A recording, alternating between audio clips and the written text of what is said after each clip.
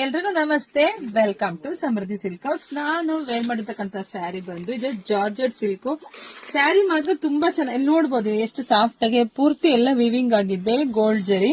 So ಇದಕ್ಕೆ ಈ border ತುಂಬಾ ಚೆನ್ನಾಗಿ ಕಾಣಿಸ್ತಾ ಇದೆ.